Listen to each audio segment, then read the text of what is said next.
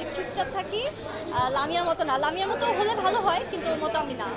Bachelor point season 5 আসছে, 2.5 বছর যারা অপেক্ষা করেছেন, আমাদেরকে পাগলের মধ্যে জিজ্ঞেস করেছেন সিজন 5 কখন আসবে। ফাইনালি তাদেরকে একটা রিপ্লাই করতে পারছি যে সিজন 5 এই কোরবানির ঈদে আসছে।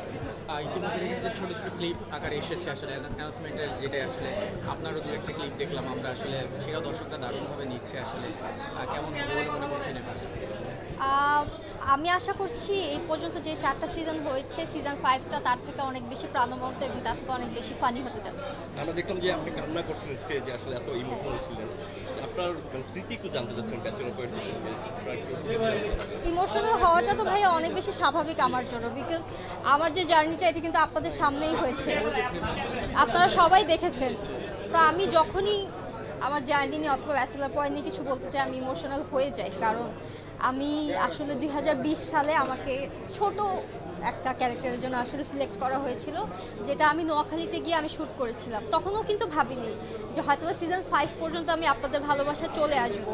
সো আজকে যখন সিজন 5-এর অ্যানাউন্সমেন্ট করার জন্য আমি স্টেজে উঠেছি, তখন আমি অনেক বেশি ইমোশনাল হয়ে গিয়েছিলাম, কারণ আপনাদের এত এত বেশি ভালোবাসা পেয়েছি আমি এই 5 বছরে, যেটা আসলে ভাষায় প্রকাশ করার মতো। 5 বছরের ভালোবাসা বলছিলেন, আসলে ডে 1 থেকে আজকের দিন অবধি আপনাকে প্রতিষ্ঠিত করার পিছনে বলবো যে ব্যাচেলার পয়েন্টটা অনেক বড় ভূমিকা নিজের পরিস্থিতি, এই জায়গাটা এই জার্নিটা একটু জানতে চাই আসলে। জার্নি তো ভাই আমি বললাম আসলে 2020 সালে নোয়াখালীর 3টা এপিসোড, তারপরে 2022 সালে আবার সিজন 4 আসলো, তারপরে এখন আবার 2025 সালে সিজন 5 আসবে।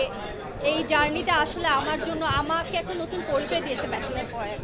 আপনারা সবাই অনেকে জানেন আমার রিয়াল নাম হচ্ছে লামিমা লাম, কিন্তু সেই নামে তো আর কেউ আমাকে চিনে না, আসলে সবাই আমাকে লামিয়া নামেই চিনে। আর যখনই কোথাও বের হই, আশেপাশে যাই, মার্কেটে যাই, ঢাকার বাইরে যাই, সবাই সবসময় আসলে এমনভাবে রিসিভ করে, আমার মনে হয় যেন আমি তাদেরই একজন, হয়তো বা খুব আপন কেউ, যেভাবে আসলে আমাকে সবাই ডাকে এরিও লামিয়া, শিমুল কোনাই। তো আমার কাছে মনে হয় যে আমি মনে হয় তাদেরই একজন, খুব ক্লোজ, যেভাবে তারা আসলে আমার সাথে কথা বলে। লামিয়া তো একটা স্পাইসি ক্যারেক্টার, যদি বলি সেটা বাস্তব জীবনের ক্ষেত্রে এরকম কোনো ঘটনা ঘটেছে কিনা?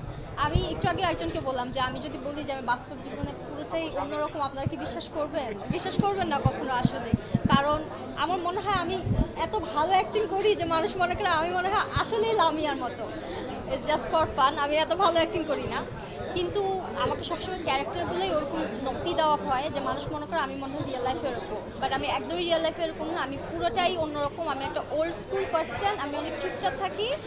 লামিয়ার মতো না, লামিয়ার মতো হলে ভালো হয় কিন্তু ওর মতো আমি না। ব্যাচেলার পয়েন্ট করার কারণে হয়তো পরবর্তী অনেক সিঙ্গেল নাটকেও এই ধরনের চরিত্রে আপনাকে দেওয়া হয় বা ট্রাই করে ওনারা দেওয়ার জন্য ওই রেসটা ধরে। এটা আপনার ক্যারিয়ারের জন্য কেমন, বা এই ধরনের চরিত্র ভিন্ন চরিত্রে খাপ খাইয়ে নেওয়ার জন্য এটা চ্যালেঞ্জ হিসেবে কাজ করে কিনা? আমার ভিন্ন চরিত্রে কাজ করতে অনেক ভালো লাগে, কারণ ভিন্ন চরিত্রটা আমি খুব কমই পেয়ে থাকি। আমাকে আসলে ব্যাচেলার পয়েন্ট করার পর থেকে সবাই ব্যাচেলার পয়েন্ট টাইপেরই আসলে ক্যারেক্টারে দেখতে চায়, একটু ফানি ক্যারেক্টার দেখতে চাই, একটু রমকম ক্যারেক্টারে দেখতে চাই। তো আমি যখন একটু ডিফারেন্ট কোনো ক্যারেক্টার পাই তখন আমার নিজের কাছেও ভালো লাগে, আর আমি আশা করবো যে সামনে আমি আরও অনেক অনেক ডিফারেন্ট ক্যারেক্টার করতে পারবো। সর্বশেষ একটা প্রশ্ন জানতে চাবো, ব্যাচেলার পয়েন্টের শিমুল এবং লামিয়ার যে কেমিস্ট্রিটা সেটা অনেক জনপ্রিয়। যখন বাইরে এই বিষয়টা শুনেন দর্শকের কাছে কেমন অনুভূতি? অনেক ভালো লাগে আসলে। শিমুল ভাইয়া হচ্ছে আমার বলতে গেলে জীবনের ফার্স্ট কো আর্টিস্ট, যার সাথে আসলে মানুষজন আমাকে এত ভালোবেসে আসলে ভাইরাল করে অ্যাকসেপ্ট করে নিয়েছে। আসলে আমাদের ক্যারেক্টারটাকে মানুষ মনে করে হয়তো বা রিয়েল লাইফেও শিমুল ভাই আর আমি হয়তো বা এরকমই। আমি কোথাও মার্কেটে গেলে আমাকে শপকিপাররা জিজ্ঞেস করে যে শিমুল ভাইয়ের সাথে আসেনি, তা আমি তখন ভাবি যে শিমুল ভাই কেন সাথে আসবে, শিমুল ভাই তো আমার সাথে আসার কথা না। কিন্তু আসলে তারা মনে করে যে হয়তো বা শিমুল ভাই আর আমি রিয়েল লাইফে হয়তো আমি শিমুল ভাইকে এরকম ভাঙায় খাই বা শিমুল ভাই টাকা নষ্ট করি, এরকম কিছুই না। শিমুল ভাই is a very good friend of my, nice colleague, এতটুকু।